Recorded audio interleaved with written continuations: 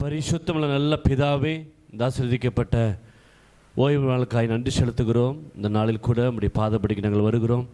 சபையாய் நாங்கள் நம்முடைய பாதப்படிக்கு வருகிறோப்பா. இந்த நாளில் கூட நம்முடைய வார்த்தையை அனுப்பி நம்முடைய ஜனங்களை விடுதலையாக்க வேண்டும் என்று நாங்கள் ஜெபிக்கிறோம். கர்த்தர் பெரிய காரியங்களை செய்வீராக. இயேசுவின் நாமத்தில் ஜெபங்கேளும் நல்ல பிதாவே, ஆமேன். ஹல்லேலூயா, ஹல்லேலூயா. ஆண்டவராக இயேசு கிறிஸ்து நாமத்தில் உங்களை யாரையும் வாழ்த்துகிறேன். விசேஷமாக இந்த நாளில் கூட தேவனுடைய வார்த்தைக்கு நேராக நாம் கடந்து போவோம். ஆவிக்குரியவர்களாக இருக்கிற நாம், கிறிஸ்தவர்களாக இருக்கிற நாம், உங்களுக்கு ஒரு சின்ன ஒரு எக்ஸாம்பிள் நான் சொல்கிறேன். இப்போ கிறிஸ்துவ வாழ்க்கைங்கிறது மிகவும் ஆசீர்வதிக்கப்பட்ட ஒரு வாழ்க்கை. ஆமேன். எத்தனை பேர் இதை விசுவாசிக்கிறீங்க? ஹல்லேலூயா. கிறிஸ்துவ வாழ்க்கை மிக மிக மிக மிக ஆசீர்வதிக்கப்பட்ட வாழ்க்கை. கிறிஸ்துவ வாழ்க்கை மிகவும் உன்னதமான ஒரு வாழ்க்கை. கிறிஸ்துவ வாழ்க்கை இன்ஃபினிட்டி, இதுக்கு ஒரு முடிவே இல்லை. ஆனால் உங்களை எல்லாம் ஒரு பேலஸுக்கு கூட்டிகிட்டு போகிறேன்னு வச்சுக்கோங்க. ஒரு பேலஸுக்கு கூட்டிகிட்டு போகிறேன்னு சொல்கிறோம்.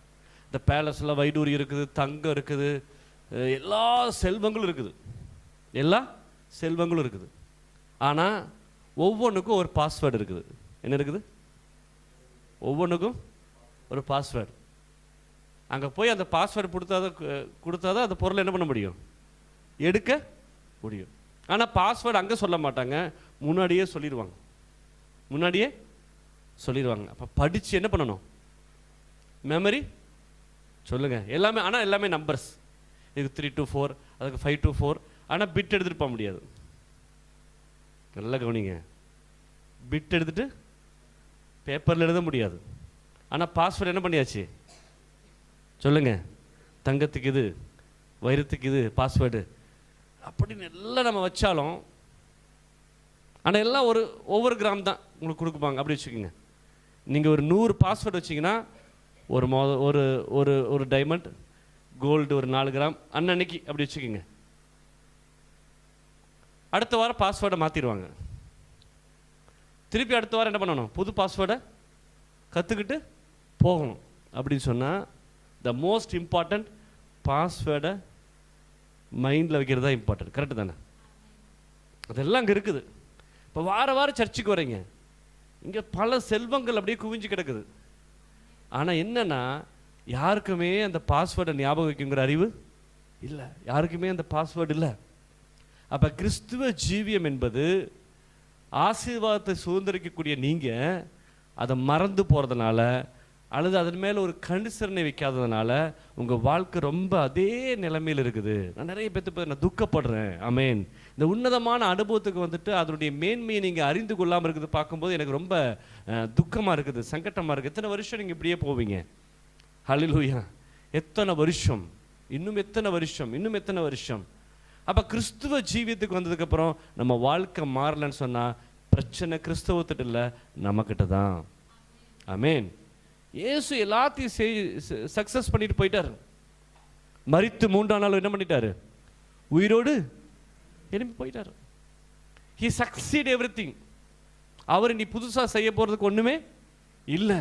அதனால் இயேசு போலி அல்லது இயேசு ஒரு அற்புதம் இல்லாத தெய்வம், இயேசு எனக்கு எதுவுமே பண்ணலன்னு சொல்லாதீங்க. நான் இன்னும் மாற வேண்டியது மாறலை, அதனால் எனக்கு அது என்ன பண்ணலாது கிடைக்கல. அல்லேலூயா. அப்போ ஒரு வசனத்தை வாசிப்போம். ஏசாயாவுடைய புஸ்தகம் 59ஆம் அதிகாரம் 1-10 வரைக்கும். ஏசாயா 59 1-10 வரைக்கும் வாசிங்க. இதோ உன்னை ரட்சிக்க கூடாதபடிக்கு கர்த்தருடைய கை குறுகி போகவும் இல்லை, கேட்க கூடாதபடிக்கு அவருடைய செவி மந்தமாகவும் இல்லை. உங்கள் அக்கிரமங்களே உங்களுக்கும் உங்கள் தேவனுக்கும் நடுவாக பிரிவினையை உண்டாக்குகிறது. ஆமேன். ஹல்லேலூயா. ஆண்டவர் சொல்றாரு, உன்னை ரட்சிக்காதபடிக்கு என் கை என்ன பண்ண முடியல, நீ பக்கத்தில் தான் இருக்கிற, என்னால் உன்னை தூக்கி என்ன பண்ண முடியும்? எடுக்க முடியும். ஆமேன். நீ கூப்பிட்டு கேட்குற என்கிட்ட, ஆண்டவர் எனக்கு அது வேணும் இது வேணும், என் பிரச்சனை எல்லாத்தையும் கேட்கக்கூடாதபடிக்கு என் காது மந்தமாகவும் இல்லை, நான் கேட்டுட்டு தான் இருக்கிறேன். ஆனாலும் நீ சொல்றதெல்லாம் கேட்டு உனக்கு அற்புதம் பண்ணாதபடிக்கு தடையா இருக்கிறது உனக்கும் எனக்கும் இருக்கிறது. உன்னுடைய அக்கிரமங்கள், உன்னுடைய பாவங்கள். வாசிங்க. உங்கள் அக்கிரமங்களே உங்களுக்கும் உங்கள் தேவனுக்கும் நடுவாக பிரிவினை உண்டாக்குறது. இப்போ உங்கள் பாவங்களே அவர் செவி கொடாதபடிக்கு அவருடைய முகத்தை உங்களுக்கு மறைக்கிறது. அடுத்து வாசிங்க. ஏனென்றால் உங்கள் கைகள் இரத்தத்தாலும் உங்கள் விரல்கள் அக்கிரமத்தாலும் கரைப்பட்டிருக்கிறது. உங்கள் உதடுகள் பொய்யை பேசி உங்கள் நாவு நியாய கேட்டை வசனிக்கிறது. நீதியை தேடுகிறவனும் இல்லை, சத்தியத்தின்படி வழக்காடுகிறவனும் இல்லை. மாயை நம்பி அபத்தமானதை பேசுகிறார்கள். தீமையை கர்ப்பம் தரித்து அக்கிரமத்தை பெறுகிறார்கள். கட்டுவிரியனுடைய முட்டைகளை அடைக்காத்து சிலந்தியின் நெசவுகளை நெசவுகிறார்கள். அவைகளின் முட்டைகளை சாப்பிடுகிறவன் சாவான். விரியன் புறப்படும்.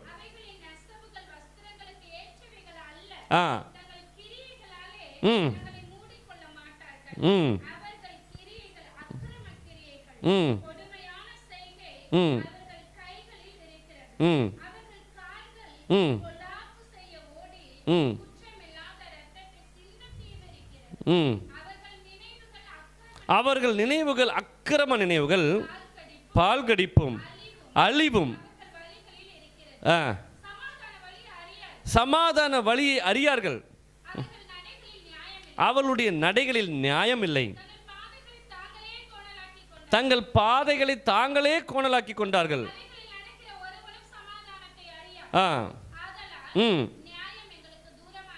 நியாயம் எங்களுக்கு தூரமாக இருக்கிறது, நீதி எங்களை தொடர்ந்து பிடிக்காது.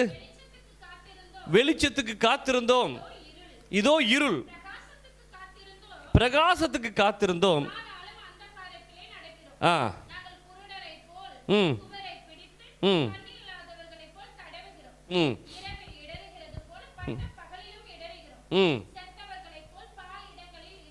ஆமென், அல்லேலூயா. ஆவிக்குரிய வாழ்க்கையில் ஆண்டவர் உங்களுடைய ஆவி, ஆத்துமா, சரீரம் மூன்றும் குற்றமற்றவைகளாய் இருக்க வேண்டும் என்று கர்த்தர் விரும்புகிறார். அல்லேலூயா. முதலாவது ஆண்டவர் உங்களுடைய சிந்தா மண்டலத்தான் பார்க்கிறார். உங்களுடைய சிந்தனைகள், நீங்கள் யோசிக்கிறது, நீங்கள் சிந்திக்கிறது, நீங்கள் பேசுகிற விஷயம், இதில் ஆண்டவர் மிகவும் அதில் கண்ணும் கருத்துமாய் இருக்கிறார். அல்லேலூயா. நீங்கள் என்ன பேசுகிறீங்க, எப்படி நடக்கிறீங்க, மற்றவங்கிட்ட பழகும் போது நீங்கள் எப்படி பழகிறீங்கிறத அவர் கண்ணோக்கி பார்க்கிறார். அல்லேலூயா. இன்னொரு இடத்துல பார்க்குது, உங்கள் இருதயத்தை அவர் பரிசோதிக்கிறார். அல்லேலூயா. என்ன பண்ணுறாரு? உங்கள் இருதயத்தை பரிசோதிக்கிறார். இந்த காரியத்துக்கும் கிறிஸ்துவனாக இருக்கிறதுக்கும் சம்மந்தம் கிடையாது. நீங்கள் சர்ச்சுக்கு வர்றதுக்கும் இந்த காரியத்துக்கும் சம்மந்தம் கிடையாது. இது எல்லாம் எதுக்குள்ளே அடங்கி இருக்குது? உங்களுடைய சுய வாழ்க்கையில் அடங்கி இருக்கிறது. நீங்கள் ஆவிக்குரிய வாழ்க்கைக்கு வந்துட்டா இந்த வசனத்தை படித்து உங்களை நீங்கள் சரி செய்து கொள்ளாவிடில், இந்த வசனத்தை கேட்டு உங்களை சரி செய்ய மாற்ற முயற்சி செய்யாமல் இருந்தால் உங்களுடைய வாழ்க்கை ஒரு செழிப்பை காணாது. உங்களுடைய வாழ்க்கை ஒரு ஆவிக்குரிய அனுபவத்தில் கொண்டு வராது. ஆமென். அக்கிரமம் நம்முடைய வாழ்க்கையில் இருக்கக்கூடாது என்று சொல்லி வேதம் மிகவும் கண்டித்து சொல்லுகிறது. அதாவது தொடர்ந்து நாம் பார்க்கும் பொழுது எரேமியாவுடைய புஸ்தகம் 5:25 வாசிங்க. எரேமியாவுடைய புஸ்தகம் 5:25. உங்கள் அக்கிரமங்கள் இவைகளை விலக்கி உங்கள் பாவங்கள். உங்களுக்கு என்ன வராதா? சொல்லுங்க, என்ன வராதா? நன்மை வராதா? நன்மை வர ஒட்டாதான். உங்களுக்கு நன்மை வேணும், உங்களுக்கு பணம் வேணும், உங்களுக்கு ஆசீர்வாதம் வேணும், உங்களுக்கு உயர்மையான இடத்துல போய் வாழணும் அப்படிங்கிற ஆசை இருந்தாலும் நம்மளுடைய பாவங்களும் நம்முடைய அக்கிரமங்களும் அதை அடுத்த கட்டத்துக்கு என்ன பண்ணாதான்? கொண்டு போகாதான். ஆமென்.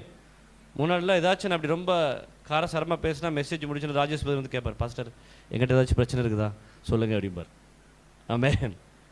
எங்கேயாச்சும் வேறு ஏதாச்சும் பற்றி சொன்னால் கூட அடிக்கடி என்ன பண்ணுவார், சரி நம்முடைய வாழ்க்கை நம்மளை செக் பண்ணுற மாதிரி இருக்கணும். ஆமென். இப்படி பேசுகிற வார்த்தைகள், தேவனுடைய வார்த்தைகள் உங்களுடைய வாழ்க்கையை மறுரூபப்படுத்துவதற்கு தான் ஆண்டவர் பேசுகிறார். ஆமென். உங்களை சரி செய்வதற்கு தான் ஆண்டவர் பேசுகிறார். எங்கிட்ட எத்தனையோ பேர் ஃபோன் பண்ணி பேசுவாங்க, தூர தேசத்திலிருந்து ஃபோன் பண்ணி பேசுவாங்க. அப்போ ரட்சிக்கப்பட்டவங்களுடைய வார்த்தைகளும் ரட்சிக்கப்படாதவருடைய வார்த்தைகளுக்கும் வித்தியாசம் உண்டு. ஹல்லேலூயா. ஆமென். போன வாரம் ஸ்ரீலங்காவிலிருந்து ஒரு சிஸ்டர் எனக்கு ஃபோன் பண்ணாங்க, பாஸ்டர் என்னுடைய மாமியாரை கொஞ்சம் நான் கடிஞ்சு பேசிட்டேன் பாஸ்டர், எனக்கு 4 நாளாக தூக்கம் இல்லை, நான் பேசுறது கரெக்டா? அவங்க விவரித்து சொல்கிறாங்க, அவங்க எனக்கு இது பண்ணினாங்க, இப்படி பேசியிருக்கிறாங்க, இந்த இடத்துல இப்படி நடந்துருக்கிறாங்க. நான் சொன்னேன், இல்லை சிஸ்டர் உங்ககிட்ட எதுவும் குறை இல்லை, நீங்கள் கேட்டது தப்பு தான், நியாயம்தான், அநீதி ஒன்றும் இல்லை. திருப்பி அடுத்த வாரம் வந்து சொல்கிறாங்க, இல்லை பாஸ்டர் நான் என்ன இருந்தாலும் நான் போய் மன்னிப்பு கேட்டுட்டேன். ஆமென்.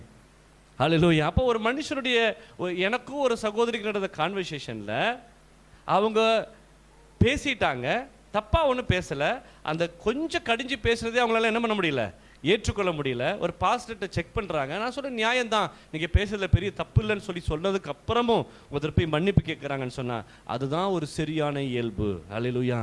அது கிறிஸ்தவத்துடைய உங்களை தூங்க விடாது, உங்களை தூங்க விடாது. நீங்கள் ஒரு நாள் ஒரு தப்பு பண்ணி 2வது நாள் ஒரு தப்பு பண்ணி இப்படியே தப்பு பண்ணிட்டு இருந்தீங்கன்னா உங்கள் இருதயம் கடினமாயிரும், உங்கள் இருதயம் கடினமாயிரும், உங்களால் இறங்கி வர முடியாது, உங்ககிட்ட மனசாட்சி வேலை செய்யாது, உங்கள் மனசாட்சி செத்து போயிடும். ஹல்லேலூயா. அப்போ நன்மை வராதபடிக்கு இருக்கிறதுக்கு காரணம் நம்மக்கிட்ட இருக்கிற அக்கிரமமும் நம்மக்கிட்ட இருக்கிற பாவமும். ஹல்லேலூயா. அவங்களோட சிந்தனையில் முதல்ல பரிசுத்தம் வேணும். நிறைய பேருடைய லைஃப்பை நம்ம பார்க்கும் பொழுது இந்த உலகத்தில் ரொம்ப மோசமானவங்க யாருன்னு சொன்னால் யாரை சொல்லுவாங்க? இன்னைக்கு தேதியில் குடிகாரங்களை தான் என்ன பண்ணுவாங்க, இல்லை ரவுடிக குடிகாரங்க, இவங்கள தான் நம்ம என்ன பண்ணுறோம். ஆனால் கர்த்தருடைய பார்வையில் பாவம் பண்ணுறதை காட்டில் பாவத்துக்கு மன்னிப்பு இருக்குது, பாவத்துக்கு மன்னிப்பு இருக்குது. நீ கொலை பண்ணிட்டு கூட ஆண்டவர்கிட்ட வந்து மன்னிப்பு கேட்கலாம், அவர் மன்னிச்சு ஒன்று ரட்சிப்புகளை கொண்டு வந்துடுவார். முன்னாடி பண்ணியிருந்தா இப்போ பண்ணுறதுக்காக இல்லை. ஆனால் தவறான எண்ணம், தவறான சிந்தனை, அது ஆண்டவர் அருவருக்கிறார். அல்லேலூயா. பகையை ஆண்டவர் வெறுக்கிறார், கோபத்தை ஆண்டவர் வெறுக்கிறார், பரிகாசத்தை ஆண்டவர் வெறுக்கிறார்.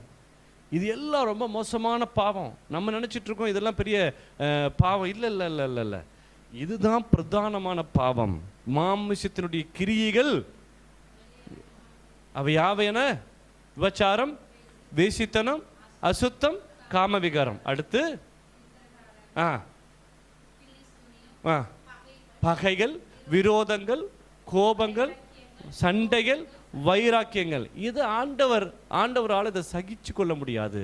இப்போ நம்முடைய ஆவிக்குரிய வாழ்க்கையில் நீங்கள் எப்படிப்பட்டவர்களாக இருக்கிறீங்கன்னு சொல்லி ஒவ்வொரு நாளும் நீங்கள் உங்களை பரிசோதிக்கணும். சங்கீதத்துடைய புஸ்தகம் 37ஆம் அதிகாரம் 38 எடுத்து வாசிங்களேன். சங்கீதம் 37:38.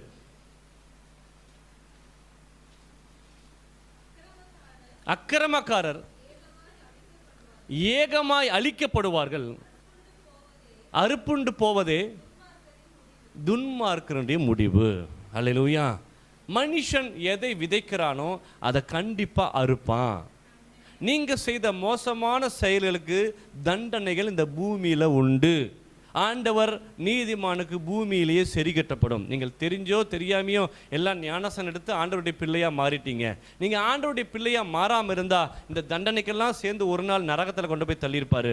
ஆனா நீங்க ரட்சிக்கப்பட்டதுனால, ஞானசனம் எடுத்ததுனால பைபிள் சொல்லுது, அவனுடைய தப்புக்கு இந்த பூமியிலேயே சரி கட்டப்படும். என்னது? மனுஷன் எதை விதைக்கிறானோ இந்த பூமியில அறுத்துட்டு தான் போகணும். இன்னும் உலகத்தானுக்கு வேற, அவனுக்கு எங்க அவனுக்கு நரகம். நமக்கு தண்டனைகள். என்ன தண்டனை? ஆசீர்வாதம் இல்லாமல் இருக்கிறது, பணத்தில் நம்மளை போட்டு தரித்திரத்தில் போட்டு தள்ளுறது, குடும்பத்தில் சமாதானம் இல்லாமல் இருக்கிறது, அடுத்து வியாதியில் போட்டு நம்மளை தள்ளுறது. இது எல்லாம் எதனால் வருதுன்னு சொன்னால் நம்முடைய லைஃப், நம்முடைய வாழ்வியல் மாற்றத்தை நீங்கள் சரிப்படுத்திங்கன்னா உங்கள் வாழ்க்கை மாறும். அல்லேலூயா. 3-4 மாதத்துக்கு முன்னாடி எனக்கு சுகர் வந்துருச்சு, 216. ரொம்ப கஷ்டப்பட்டேன். யூரின் இன்ஃபெக்ஷன் வந்துருச்சு, என்னால் நடக்க முடியல. அப்போ நான் உட்காந்து எல்லாம் ஸ்டடி பண்ணினேன், இந்த சுகர்னா என்ன, எதனால் இது வருது. அப்போ ஒருத்தர் சொல்கிறாரு, சுகர் வியாதி தான், ஆனால் இது வியாதியே இல்லை, நம்ம சாப்பிட்ற சாப்பாடு தான் இதுக்கு பிரச்சனைன்னு சொல்லிட்டு ஒரு விஷயம் நான் பண்ணினேன். எங்கிட்ட போன சுகருன்னா என்னென்னா, நம்மக்கிட்ட அதிகமான சுகர் சுரக்குது, அதுதான் பிரச்சனை. என்னது? சுகர் அளவுக்கு அதிகமாக சுரக்கிறது தான் சுகர் வியாதி.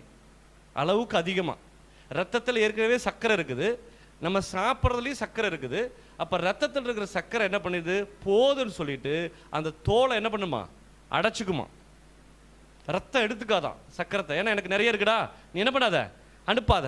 இது தெரியாமல் நம்ம டெய்லியும் சுகர் அதிகப்படுத்தும் போது ரத்தத்துலேயும் சுகர் இருக்குது, சரீரத்துக்குள்ள என்ன பண்ணுது, சுகர் சுற்றிட்டு இருக்கிறதுனால இது உறுப்புகள் என்ன பண்ணுது, பாதிப்படை செய்யுது. கிட்னியை பாதிப்படை செய்யுது, ஹார்ட்டை பாதிப்படை செய்யுது. ஒரே ஒரு நாள் முடிவு பண்ண, ஓகே எல்லா சுகரையும் ஸ்டாப் பண்ணலான்னு சொல்லிட்டு கூல் ட்ரிங்க்ஸ் எல்லாம் என்ன பண்ணியாச்சு, ஸ்டாப் பண்ணியாச்சு. ராஜேஷ் பேர் கடைக்கு போனால் எப்படியும் போயிட்டு வர்றதுக்குள்ளே 2 ஜூஸ் குடிச்சிருவேன். நம்ம கடை தான், தாராளமாக என்ன பண்ணலாம், எடுத்து குடிக்கலாம். இப்போ அந்த அந்த அந்த கூல்ட்ரிங்க்ஸை பார்த்தா நமக்கு எப்படி இருக்குது, ரொம்ப கசப்பாக இருக்குது. பல்ல கடிச்சிட்டு டெய்லி காலையில் எழுந்திரிச்சு இந்த என்ன ஜூஸு, ஆவாரம் டீ, அதை குடித்தேன். அப்போ இனிப்புக்கு பதிலாக நான் எதை எடுத்துக்கிட்டேன், கசப்பு எடுத்துக்கிட்டேன். அல்லேலூயா, ஆமென். மனுஷனுக்கு என்ன தெரியுமா ரொம்ப கஷ்டம், கசப்பான கடினமான வார்த்தைகளை ஏற்றுக்கொள்வது சகிக்க முடியாது. கண்ணே மணியே மாணிக்கமே மரகதமேன்னு சொன்னால் எல்லாத்துக்கும் ரொம்ப இன்பமாக இருக்கும். ஒரு மனுஷனுடைய தப்பை சுட்டி கேட்கும் போது அவனால் என்ன பண்ண முடியல, சகிக்க முடியல. அப்போ இனிப்பு இன்பமானது வாழ்க்கையில், கசப்பு கொஞ்சம் கடினமானது இல்லையா. நம்ம நாக்கு என்ன பண்ணாது, அக்செப்டே. நான் ஒன்று யோசித்தேன், தேவையில்லாத சுகரை நம்மையே உள்ளே கொடுக்கணும். டீ சர்க்கரை இல்லாமல் குடித்தேன், சுகர் எல்லாம் கட் பண்ணியாச்சு. உங்களுக்கு தெரியுமா, அந்த சுகர் டெஸ்ட் எடுத்ததுக்கப்புறம் எந்த டாக்டரையும் போய் பார்க்கல, எந்த ஹாஸ்பிட்டலுக்கு போகலை. போயிருந்தால் என்ன இருக்கும், டேப்லெட் கொடுத்துருப்பாங்க, டேப்லெட்டையும் சாப்பிட்டு பழையபடி என்ன பண்ணியிருப்போம், இந்த காரியத்தை செஞ்சுருப்போம். ஆனால் நம்முடைய வாழ்வியலை மாற்றும் பொழுது, உணவு விஷயத்தில் ஒரு வாழ்வியலை மாற்றும் பொழுது எனக்கு நார்மல் சுகர் ஆயிடுச்சு, எந்த டேப்லெட் இல்லை. ஆமென்.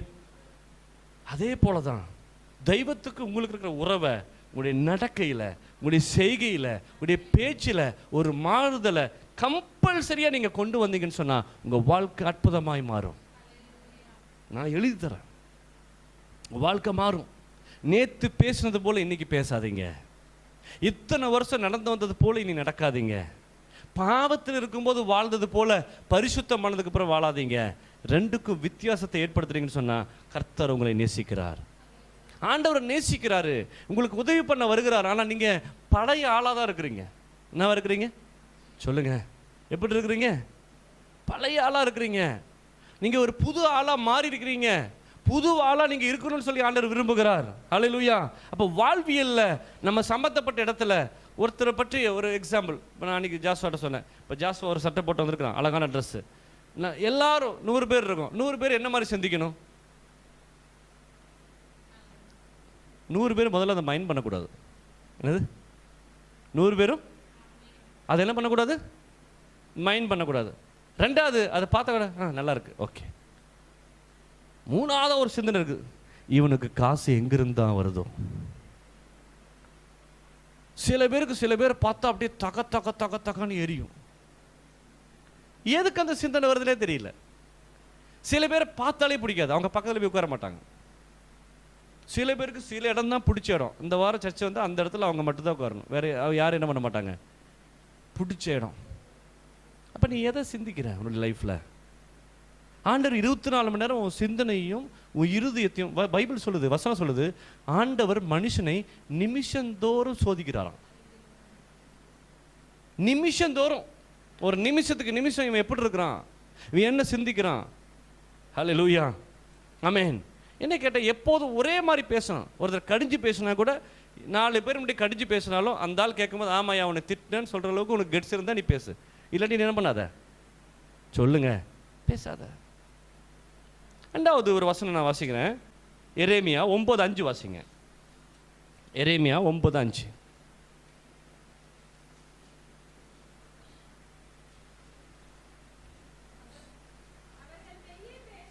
அவர்கள் மெய்யை பேசாமல் ஒவ்வொருவரும் நமக்கு அடுத்தவன் என்ன பண்ணுறாங்களா, ஏய்க்கிறாங்க. இன்னொரு மனுஷங்கிட்ட நம்ம ரொம்ப மோசமான புத்தி, நம்ம புத்தி யதார்த்தத்தை சொல்கிறதுக்கு ஒத்துக்கவே மாட்டாங்க. என்னது, யதார்த்தத்தை என்ன பண்ண மாட்டீங்க? சொல்லுங்க. என்ன சாப்பிட்டீங்க? ஃபஸ்ட்டு காலையில் ஒரு 2 பிரியாணி சாப்பிட்டேன். அங்கே கஞ்சியே இருக்காது வீட்டில்.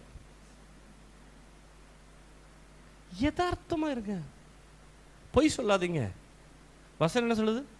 பொய் சத்தமாக வாசிங்க இந்த வசனத்தை. அவர்கள் மெய்யை பேசாமல் ஒவ்வொருவரும் அடுத்தவன் என்ன பண்றாங்க? ஏய்க்கிறாங்க. சொல்றது ஒன்று, செய்யறது ஒன்று. நம்மகிட்ட சொல்றது ஒன்று, நடந்துக்கிறது ஒன்று. ரெண்டுக்கும் மாறுபாடு பண்ணும்போது கர்த்தர் அதை அருவருக்கிறார். ஹல்லேலூயா, ஆமென். கர்த்தர் என்ன பண்றாரு? அருவருக்கிறாரு. அப்ப மாறுபாடு நம்மகிட்ட என்ன பண்ணக்கூடாது? இருக்கக்கூடாது. அதே எரேமியா 4:14 வாசிங்க. 4:14. எருசலேமே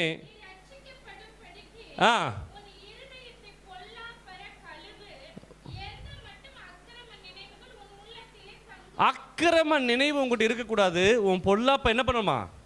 கழுவணுமா? வாசிங்க சத்தமா. எருசலேமே நீ ரட்சிக்கப்படும்படிக்கு உன் இருதயத்தை பொல்லாப்பர கழுவு. எந்த மட்டும் அக்கிரம நினைவுகள் உனக்குள்ள இருக்கும். ஆமென், ஹல்லேலூயா.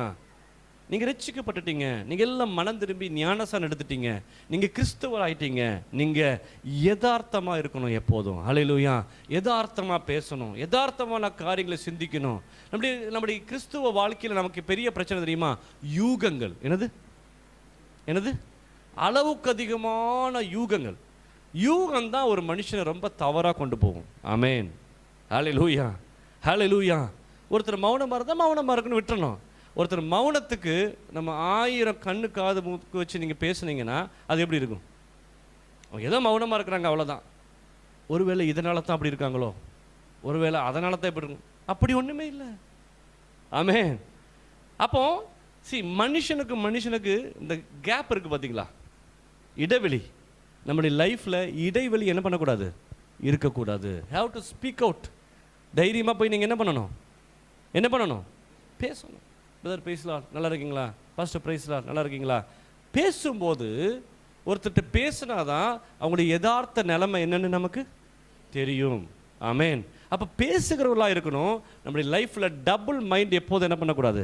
இருக்கக்கூடாது. எந்த ஒரு சின்ன காரியத்துலையும் பொய் உங்கள் வாழ்க்கையில் இருந்துச்சுன்னு சொன்னால் அது ஒரு பெரிய பிளெஸ்ஸிங் என்ன பண்ணாது? உங்களுக்கு தராது. அடுத்த வசனம் வாசிப்போம். சங்கீதம் 40:12 வாசிங்க. 40:12.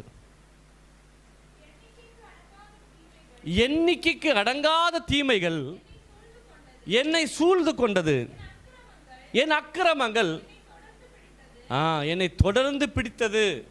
நான்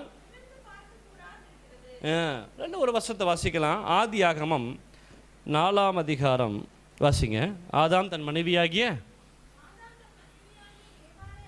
ஏபாளை அறிந்தால் அவள் கர்ப்பவதியாகி காயினை பெற்று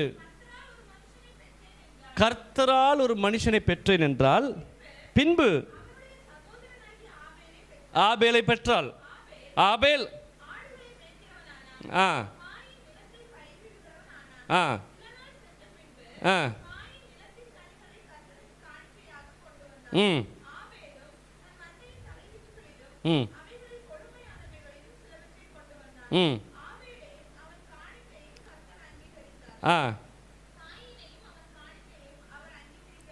வேதத்தில் முதல் ஆண்டவர் ஆதாமையும் ஏவாளையும் உண்டாக்கினார். அதை ஆதாமும் ஏவாளும் சேர்ந்து ஆபேலையும் காயினி என்ன பண்ணாங்க? பெற்றெடுத்தாங்க. அண்ணன் தம்பி 2 பேரும். இந்த 2 அண்ணன் தம்பிகளும் ஆண்டவருக்கு பலி செலுத்த வந்திருக்கிறான். ஆமாம், இப்போல்லாம் காணிக்க கொண்டு வரீங்க. அந்த காலத்தில் என்ன பலி செலுத்துவாங்கன்னா, தெய்வத்துக்கு பாஸ்டர் கிடையாது, என்ன பண்ணுவாங்க? ஒரு பலிபீடத்தை கட்டி அதில் நல்ல தீயெல்லாம் வச்சு அது தீ வைக்கிறதுக்கு முன்னாடி என்ன பண்ணுவாங்க? நல்ல ஆட்டெல்லாம் க்ளீன் பண்ணி கொண்டு வந்து அது தெய்வத்துக்கு என்ன பண்ணுவாங்க? படைப்பாங்க. அந்த வாசம் கர்த்தருக்கு போகும்போது என்ன பண்ணுவார்? அவர் நுகர்வாராம். ஆமென். அவ பலி செலுத்த வந்திருக்கிறாங்க. காயின் நிலத்தின் கனிகளை என்ன பண்ணுறான்? காணிக்கையாக கொண்டு வரான். ஆபேல் தன் மந்தையில் இருக்கிற தலையீற்றான கொழுமையான ஆடுகளை என்ன பண்ணுறான்? பலி செலுத்த வர்றான்.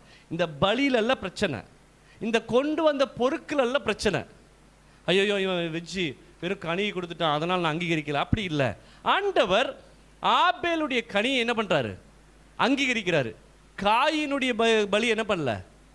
ஆண்டவர் அங்கீகரிக்கல. ஆனால் இந்த 2 பேர் இப்போ நீங்கள் வரீங்க, நீங்கள் எல்லாம் சர்ச்சுக்கு வரீங்க, எல்லோரும் காணிக்க போடுறீங்க. சிலருக்கு ஆசீர்வாதம் இருக்குது, சிலருக்கு ஆசீர்வாதம் வரல. அப்போ சில பேருக்கு கோவம் வருது.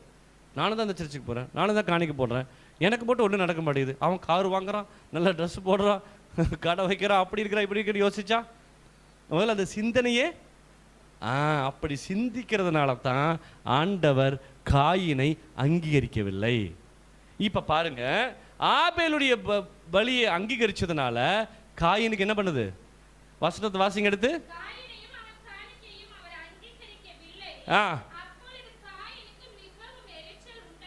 என்னப்பா வருது? இப்ப வந்துச்சா? எங்க இருந்துச்சு இந்த எரிச்சல்? சொல்லுங்க. எங்க இருந்துச்சு? உள்ள இருந்துச்சு எரிச்சல்ங்கிற ஒரு விஷயம். அடுத்து இன்னொரு கேரக்டர் வரும். அடுத்து ஆமென். இது நீங்க தேடி பார்க்கலாம், கண்டுபிடிச்சிருக்கீங்களா? எங்கேயாச்சும் வீட்டில் எல்லா ஒய்ஃப் கிட்ட இருக்கும் எரிச்சல். அடுத்து முகநாடி. டக்குன்னு என்ன ஆயிரும்? மூஞ்சி டக்குன்னு மூஞ்சி 2 செகண்ட்ல மாறிடும். எரிச்சல் என்ன? எத்தனை டைம் சொன்னேன்? கேட்பீங்களா கேட்க மாட்டீங்களா? நான் சொன்னேன்ல, அது என்னது? சொல்லுங்க, எரிச்சல். அப்போ காயினுக்கு என்ன வந்துச்சு? முதல்ல எரிச்சல். நான் கேட்கறது புதுசாக வெளியிருந்து வாங்கி அப்படின்னு எரிச்சல் பட்டானா? இல்லை இல்லை, அது எங்க இருந்துச்சு? அவன் எரிச்சல் உள்ளவனா இருந்தான். ஆபேல் அப்படி இல்லை. காயினுக்குள்ள என்ன இருந்துச்சு? எரிச்சல். எரிச்சல் மட்டும் இருக்காது. எப்படி ஒரு ஆளுக்கு ப்ரெஷர் வந்தால் சுகர் வருமோ, அதே மாதிரி எரிச்சலுக்குன்னு சில குரட்டு இருக்கு. என்னது?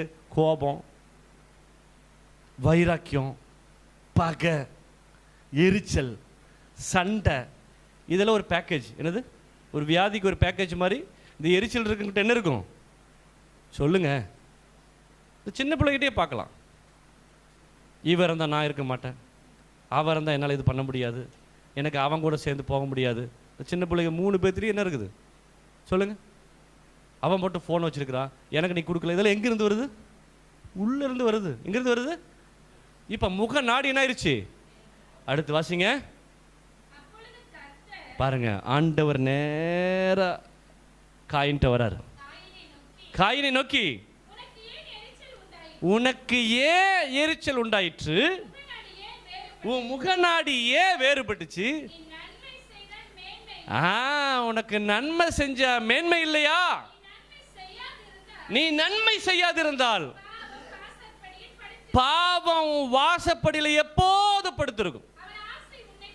அவனும் ஆசை உன்னை பற்றி இருக்கும். ஆமேன். இப்போ வீட்டுக்கு போய் எல்லாரும் வீட்டுக்கு வெளியில் படுத்துட்டு இருக்க பாம்பை முதல்ல அடிச்சு கொள்ளுங்க. அதுக்கு முன்னாடி உன் புத்தியை மாத்து. ஹல்லேலூயா. ஆமேன். நன்மை செய்தால் மேன்மை இல்லையோ? பேசுறார் காயின்ட்ட. காயினே, ஏப்பா உனக்கு எரிச்சல் வந்துருச்சு? ஏன் உன் முகநாடி வேறுபட்டுச்சு? ஏன் இப்படி சேஞ்ச் ஆகிட்ட? அப்போ என்ன காரணம்? உங்கள்கிட்ட நன்மை இல்லைப்பா, அதனால என்ன பண்ண முடியல, உன்னை என்னால் ஆசீர்வதிக்க முடியல. என்ன நன்மை? இவன் எரிச்சல் உள்ளவனாக இருந்திருக்கிறான், கோபம் உள்ளவனாக இருந்திருக்கிறான், வைராக்கியம் உள்ளவனாக இருந்திருக்கிறான். இப்போ ஆண்டவர் பேசியும் என்ன பண்ணியிருக்கான் பாருங்க. அடுத்து இங்கே பாருங்க, ஆண்டவரே பேசிட்டார். இதுக்கு மேலே என்ன வேணும் ஒரு மனுஷனுக்கு? அங்கீகரிக்கிறது யாரு? ஆண்டவர் தானே. அங்கீகரிக்கலன்னு சொன்ன உடனே அவனுக்கு என்ன பண்ணிட்டார்? பர்சனலா சொல்லுங்க சொல்லிட்டார். ஆபேல், காயின் இங்கே வா, நான் ஏன் ஆசீர்வதிச்சிட்டேன்னு சொன்னால் விஷயம் இருக்குது. ஏன் முகநாடி வேறுபட்டுச்சு? உனக்கு எரிச்சல் இருக்குதுப்பா, உனக்குள்ளே கொஞ்சம் ஆகாத காரியம்லாம் இருக்குது, தயவுசெய்து இதெல்லாம் என்ன பண்ணு, விட்டுரு. அதுக்கப்புறம் தான் இவன் ஒன்று பண்ணுறான். என்ன பண்ணுறான்? காயின் தன் சகோதரனாகிய ஆபேலோடு பேசினான். அவர்கள் வயல்வெளியில் இருக்கும் சமயத்தில் காயின் எழும்பி, அப்பா, முதல் கொலை. இந்த உலக வரலாற்றில் மனுஷன் பிறந்து முதல் கொலை. உங்களுக்கு தெரியுமா? அது கொலைன்னு அவனுக்கு தெரியாது. ஏன்னா அதுக்கு முன்னாடி செத்ததை அவன் என்ன பண்ணல, செத்ததை அடிச்சிட்டான், அவன் செத்துட்டான். அப்ப இவனுக்கு திருப்பி எந்திரிக்க மாட்டான், அவனுக்கு மூச்சு போகுங்கிற விஷயம் அவனுக்கு தெரியாது. ஏன்னா இதுக்கு முன்னாடி கொலை என்ன பண்ணல, பார்த்ததில்ல, மரணத்தை. ஏன்னா அவங்க அப்பா அம்மா என்ன இருக்காங்க, இன்னும் உயிரோடு இருக்காங்க. ஆதாமும் ஏவாளும் உயிரோடு இருக்கிறாங்க. ஒரு மரணத்தை அவங்க என்ன பண்ணியிருக்க மாட்டாங்க, பார்த்துருக்க மாட்டாங்க. இவன் அடிச்சான், அவன் செத்துட்டான். இப்போ என்னாச்சு? திருப்பி ஆண்டவர் கேட்கிறார், வாசிங்க. கர்த்தர் காயினை நோக்கி, உன் சகோதரன் ஆபேல் எங்க? அதற்கு அவன், நான் அறியேன். எப்படி இவருடைய பேச்சு எப்படி எனக்கு தெரியாது. யார்கிட்ட? ஆண்டவர்கிட்ட. இதுதான் அவன், அதுதான் பிரச்சனை. புரியுதா உங்களுக்கு? ஆபேல் சாந்தம் உள்ளவன், ஆபேலுடைய ரத்தம் பரிசுத்தம் உள்ளது. இயேசு சொல்றாரு, பலிபீடத்தில் சிந்தின ஆபேலுடைய ரத்தம் முதற்கொண்டு சகரியாவுடைய ரத்தம் வரைக்கும் சொல்றாரு. குற்றமற்ற ரத்தம். ஆபேல் பரிசுத்தம் உள்ளவன், ஆபேல் நீதி உள்ளவன். ஆமென். இரக்கம், நீதி, அன்பு, எந்த சூழ்நிலையிலும் தன்னிலை மாறாதவன். நீங்க எப்படி இருக்கணும் கிறிஸ்தவங்க? எந்த சூழ்நிலையிலும் 1000 டெம்டேஷனாலும் நீங்க தன்னிலை மாறக்கூடாது. உங்களுடைய நிலைமை என்ன பண்ணக்கூடாது, மாறக்கூடாது. கோபமோ வைராக்கியமோ கசப்போ உங்ககிட்ட என்ன பண்ணக்கூடாது, எழும்பி வந்துடக்கூடாது. அப்ப இவன் என்ன பண்றான்? ஆண்டவர்ட்ட என்ன பதில் சொல்றான்? வாசிங்க. ஆபேல் எங்கப்பா? வாசி. காயினை நோக்கி, உன் சகோதரன் ஆபேல் எங்க? அதற்கு அவன், நான் அறியேன். என் சகோதரனுக்கு நான் என்ன, அவனுக்கு செக்யூரிட்டியா? இவன் திருப்பி கேட்குறான், எங்கிருந்து பேசுற? ஆண்டவர் தெரிஞ்சும் சொல்றான், நான் என்ன அவனுக்கு செக்யூரிட்டியா? வாசிங்க. அதற்கு அவர், என்ன செய்தாய்? உன் சகோதரனுடைய ரத்தத்தின் சத்தம். அப்பா, ரத்தத்துக்கு வல்லம் இருக்குது. ஆமென். சாதாரண மனுஷனுடைய ரத்தம். நிறைய பேர் கொலை பண்றாங்க பாத்தீங்களா? அந்த ரத்தம் கூப்பிடுமா, நான் ஒரு தப்பு பண்ணல, இவன் என்னை கொலை பண்ணிட்டான். ரத்தத்துக்கு வல்லம் இருக்குது, ரத்தத்துக்கு உயிர் இருக்குது. ரத்தம் தான் உயிர். உங்க சரீரத்தில் ரத்தம் ஓடுற வரைக்கும் தான் உங்களுக்கு உயிர். ஆமென். ரத்த சித்தம் நின்று போச்சுன்னா அவ்வளோதான், உங்க வாழ்க்கை முடிஞ்சிச்சு. அப்போ ஆபேலுடைய ரத்தம் பூமியிலிருந்து என்ன பண்ணுது, ஆண்டவரை கூப்பிட்டு கேட்குது. அப்போ காயின் என்ன சொல்றா? வாசிங்க.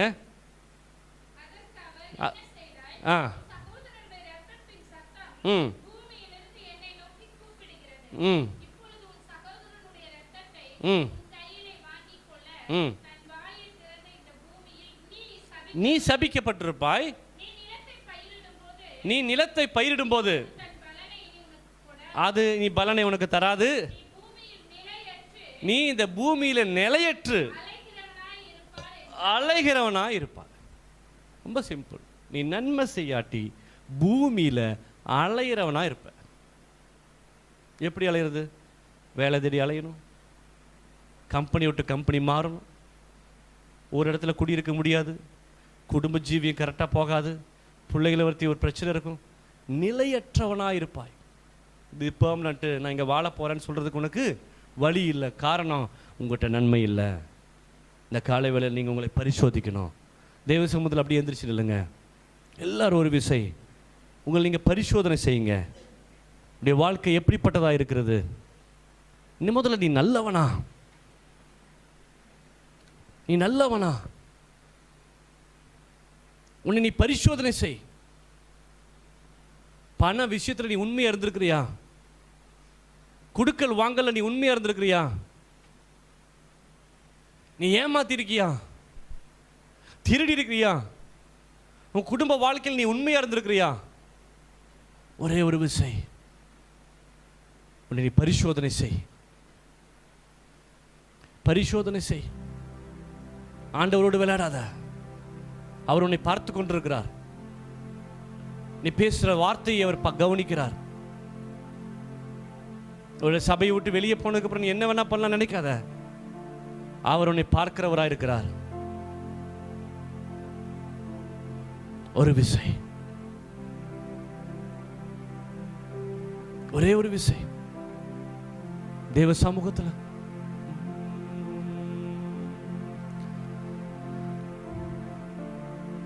ஆபேலை போல நீ நீதிமானா இருக்கிறியா? காயினை போல எரிச்சல் உள்ளவளாய், அகங்காரியாய், கோபக்காரியாய், சண்டைக்காரியாய் நீ இருக்கிறியா? கெட்ட எண்ணம் உனக்குள்ள இருக்கக்கூடாது. நீ யதார்த்தமா இருக்கணும். உன்னுடைய யதார்த்தத்தை ஆண்டவர் எதிர்பார்க்கிறார். சற்பனைகளை பிணைக்காதபடிக்கு, கண்டதை யோசிக்காதபடிக்கு, யூகிக்காதபடிக்கு நீ உத்தம இஸ்ரவேலனா இருக்கணும். உத்தம இஸ்ரவேலனேன்னு சொல்லி ஆண்டவரை கூப்பிடணும். உத்தமனேன்னு கூப்பிடணும். தேவ சமாதானங்களை ஒப்பு கொடுங்க. உடைய வாழ்க்கை மாறட்டும். உடைய வாழ்க்கை உங்களை பரிசோதிக்கட்டும். சகே வீட்டுக்கு ஆண்டவர் போகும்போது சகையை சொன்ன, ஆண்டவரே, நான் யார் இடத்துலயாச்சும் திருடி இருந்தா நாளத்தனையா நான் திருப்பி கொடுத்துட்றேன். யாருக்கெல்லாம் நான் அநியாயமா டாக்ஸ் வசூலிச்சு நான் ஏமாத்தனோ, யாருக்கெல்லாம் பணத்தை நான் வஞ்சிச்சனோ, அரசாங்கம் கொடுத்த சம்பளத்தை மீறி நான் வாங்கியிருந்த காசு எதா இருந்தாலும் அதை நாளத்தனையா நான் திருப்பி தருவேன்னு சொல்லி சகையை சொன்னான். சகோதரரே, சகோதரிகளே, ஆனவங்களோடு கூட பேசிக் கொண்டிருக்கிறார். அவர் மகத்துவம் நிறைந்தவர், அவர் நீதி உள்ளவர், அவர் உன்னதமானவர், அவர் பரிசுத்தம் உள்ளவர். அவருக்கு முன்பாக நீ பரிசுத்தமாய் நிற்க வேண்டும் என்று சொல்லி கர்த்தர் விரும்புகிறார். இந்த காலை வேளையில் உங்களை மறுரூபப்படுத்துங்க, உங்களை பரிசுத்தப்படுத்துங்க.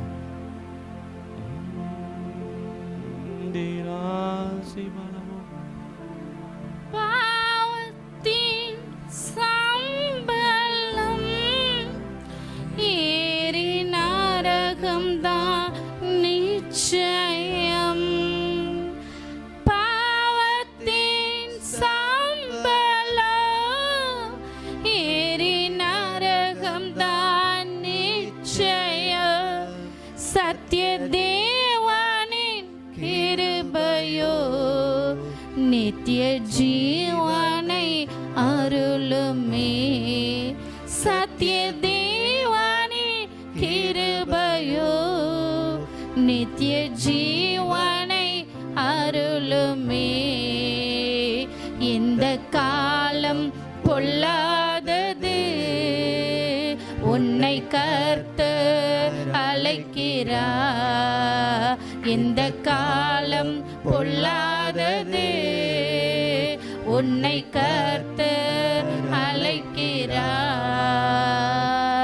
காலமோ முடியுதே, தேவராஜ்யம் நெருங்குதே. காலமோ முடியுதே, தேவராஜ்யம் நெருங்குதே. மனம் திரும்பி நீ வாழவே மன்னனே சுன்னை அழைக்கிறார். மனம் திரும்பி நீ வாழவே மன்னனே சுன்னை அழைக்கிறார். இந்த காலம் பொல்லாதது, உன்னை கர்த்தர் அழைக்கிறார். இந்த காலம் பொல்லாதது, உன்னை கர்த்தர் அழைக்கிறார். ஆலிப நாட்களில் உன் தேவனை தேடி வா. ஆலிப நாட்களில் உன் தேவனை தேடி வா. சாத்தான் களத்தினில் போரிட ஜெபவீரனா திகழவா. சாத்தான் களத்தினில் போரிட ஜெபவீரனா திகழவா. இந்த காலம் பொல்லாதது, உன்னை கர்த்தர் அழைக்கிறார்.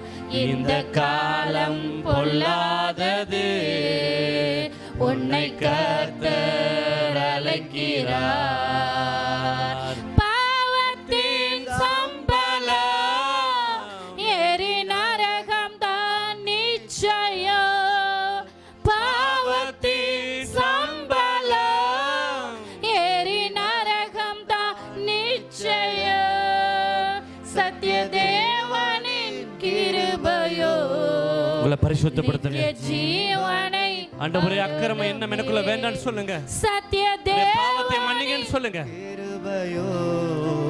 நித்திய ஜீவனை அருளுமே.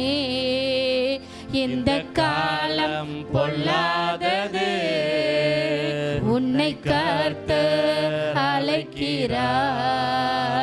இந்த காலம் பொல்லாதது, உன்னை கர்த்தர் அழைக்கிறார். நீ வாழும் வாழ்க்கைதான் இது வாடகை வீடுதான். நீ வாழும் வாழ்க்கைதான் இது வாடகை ஒப்பு கொடுப்போமா? வீடுதான். பரிசுத்தமுள்ள நல்ல பிதாவே, இந்த காலையில் எங்களை தாழ்த்துகிறப்பா. அக்கிரம நினைவு எங்கள் யார்கிட்ட இராதபடிக்கு எங்களை பரிசுத்தப்படுத்துங்கப்பா. எங்களை நீதிப்படுத்துங்கப்பா. உண்மையும் முத்துவமாக இருக்க கிருபை கொடுங்கப்பா. பேச்சில், செய்கையில், நடக்கையில், பண விஷயத்தில் நாங்கள் எல்லாரும் உண்மையாக இருக்க கிருபை கொடுங்கப்பா. ஆண்டவரே, அடுத்தவர்படுத்தி நினைக்கும் போது மேன்மையாய் நினைக்க தேவன் கிருபை பாராட்டுவீராகப்பா. ஒருத்தருக்கு ஒருத்தர் விரோதமாய் பேசாதபடிக்கு எங்களை வேலையெடுத்து பாதுகாத்து கொள்ளுங்க. உடைய மாம்சத்துடைய கிரிகளை ஆவியை கொண்டு அழிக்க பரிசுத்தாவுடைய வல்லமையை அதிகமாய் கொடுங்கப்பா. எல்லாரையும் பரிசுத்த கொடுங்க பண்ணுங்க. தேவநாம மகிமை பரட்டும். இயேசுவின் நாம ஜெபிக்கிறோம் நல்ல பிதாவே, ஆமென். நாத்துமாவே கர்த்தரை ஸ்தோத்திரி, என் முழு உள்ளமே பரிசுத்த நாமத்தை ஸ்தோத்திரி. என் ஆத்துமாவே கர்த்தரை ஸ்தோத்திரி, அவர் செய்த சகல உபகாரங்களையும் மறவாதே. நம்முடைய கர்த்தராகிய இயேசு கிறிஸ்துவின் கிருபையும் பிதாவாகிய தேவனுடைய அன்பும் பரிசுத்த ஆவியுடைய அந்யோன்ய ஐக்கியமும் இன்றும் இன்றும் சதா காலங்களோடு கூட இருப்பதாக. ஆமென். God bless you.